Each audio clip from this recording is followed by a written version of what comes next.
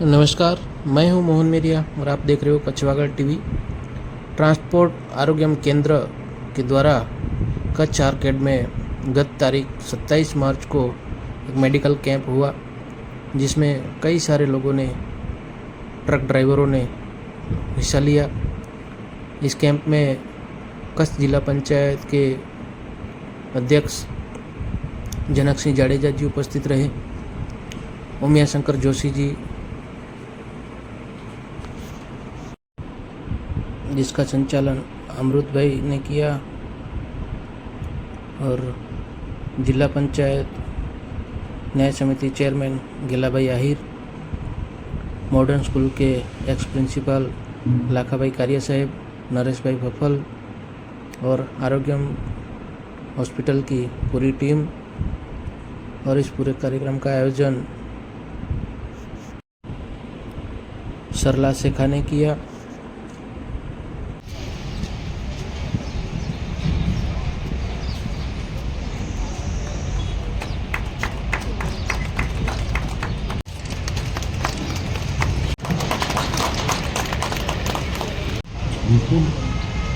આજના મેડિકલ કેમ્પમાં ઉપસ્થિત જિલ્લા પંચાયતના કાર્યવાહી ચેરમેન ગોલાભાઈ, પૂર્વ શહેર ભારતીય જનતા પાર્ટીના પ્રમુખ ઉમિયા શંકરજી, પૂર્વ ભચાઉ નગરપાલિકાના પ્રમુખ શ્રી કલાવતીબેન, મહેશભાઈ સોલંકી, લાખાભાઈ કારિયા, અને આ સંચાલન કરતા અને મારી જ સોસાયટીમાં રહેતા અમૃતભાઈ, ડૉક્ટર સ્ટાફ ડૉક્ટર નેહાબેન, સરલાબેન, રોહનભાઈ, ગૌનીબેન અને નેવાબેન, ઉપસ્થિત સૌ ભાઈઓ અને વડીલો, ખરેખર મેડમ જ્યાં ફ્રી મળતું હોય ને, ફ્રી એની ક્રેડિટ નથી હોતી.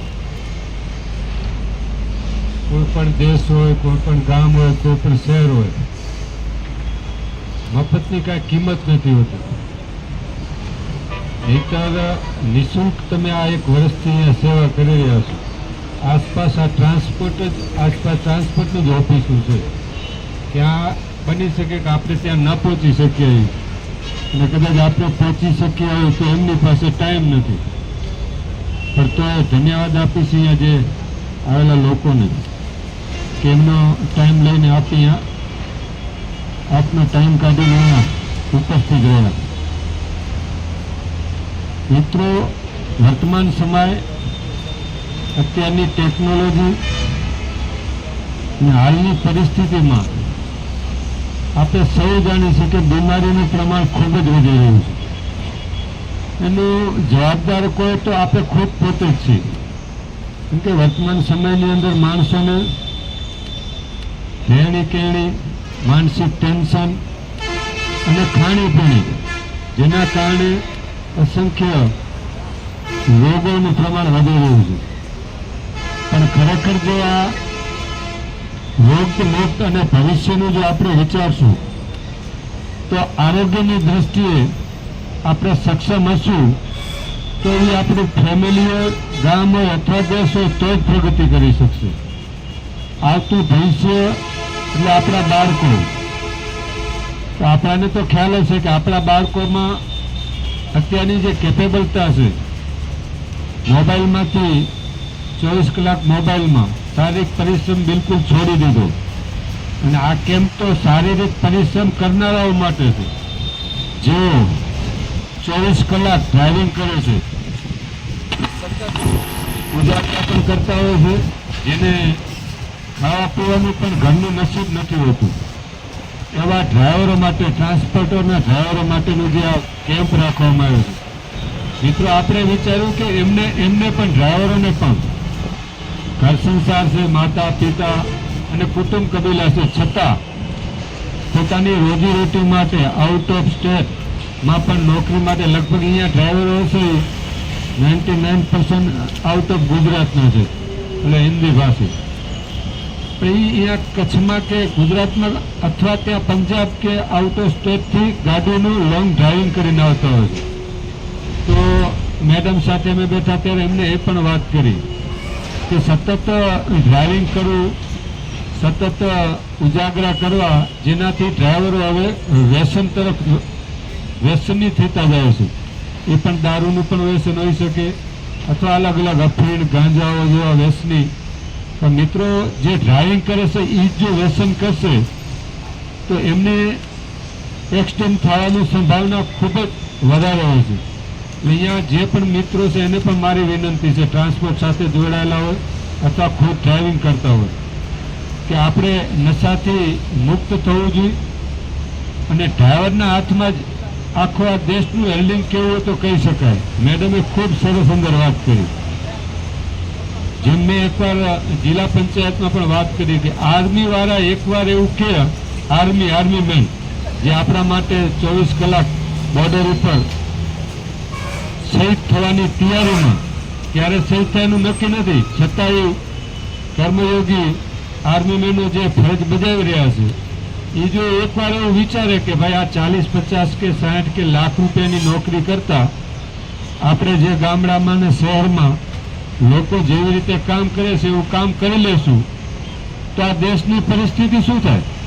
આર્મી મેનની વાત કરું છું, જે ચોમાસા, ઉનાળો કે શિયાળામાં કોઈ પણ ઋતુમાં જેમને તકલીફ પડતી હોય છે અને એના કારણે આપણે શાંતિથી સૂઈ શકતા હોઈએ છીએ. એ આર્મીનો એવો વિચાર કરે અને બીજા ડ્રાઈવરો એવો વિચાર કરે. ડ્રાઈવર બધા જ એવો વિચાર કરે કે કાલથી અમે ડ્રાઇવિંગ છોડી દઈશું અને ડ્રાઇવિંગ કરશું નહીં તો શું પરિસ્થિતિ થાય આપણે.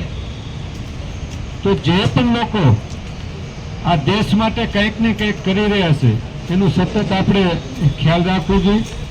અને આ હોસ્પિટલ તો સતત 24 નહીં પણ જે 12 કલાક કે 8 કલાક પણ ફ્રીમાં કામ કરી રહી છે એમને આપણે હેલ્પ થવું જોઈએ. અને હું આ બધાને, સંસ્થાને અને ત્યાંના ડૉક્ટર્સ બધાને પણ હું ધન્યવાદ આપું છું કે આ વર્તમાન સમયમાં જે લોકો પૈસાની પાછળ દોડ મેકતા હોય ત્યારે તમે સેવાનું કામ કરી રહ્યા છો એટલે આપને ખૂબ ખૂબ અભિનંદન આપું. અને આવો આપણે સૌ સાથે મળી આવા કેમ્પો કરી, નિઃશુલ્ક કેમ્પો કરી અને જે ભવિષ્ય માટે આપણા દેશનું જે ભવિષ્ય. આ કાર્યક્રમમાં જિલ્લા પંચાયતના અધ્યક્ષ સાહેબ શ્રી જનકસિંહ સાહેબ જાડેજા, ગેલાભાઈ, ઉમિયાશંકર જોશી, કલાવતીબેન જોશી, મહેશભાઈ સોલંકી, લાખાભાઈ કારિયા, અમૃતભાઈ તેમજ તમામ પધારેલ મહેમાનોનું તેમજ ટ્રાન્સપોર્ટર ભાઈઓનું કે જે અત્યાર સુધી 1 વર્ષ દરમિયાન ટ્રાન્સપોર્ટ આરોગ્ય કેન્દ્ર આપણે અહીંયા કચ્છ આર્કેડ મીઠી રોહર ખાતે સ્થિત છે અને ચાલુ છે. તો આ કાર્યક્રમમાં અત્યાર સુધી તમામ ટ્રાન્સપોર્ટર ભાઈઓનો ખૂબ જ સારો સહયોગ રહ્યો છે. એ બદલ બધાનો ખૂબ ખૂબ આભાર વ્યક્ત કરું છું. આપ સાહેબશ્રી બધા આપનો કિંમતી સમય કાઢી અને અમારા કાર્યક્રમને સન્માનિત કરવા માટે આવ્યા અને આવનારા સમયમાં પણ જ્યારે જરૂર પડશે ત્યારે અમે ચોક્કસ આપને બોલાવીશું.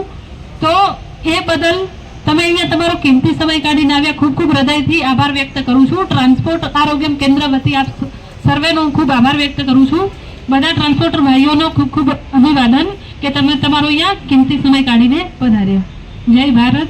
Thank you.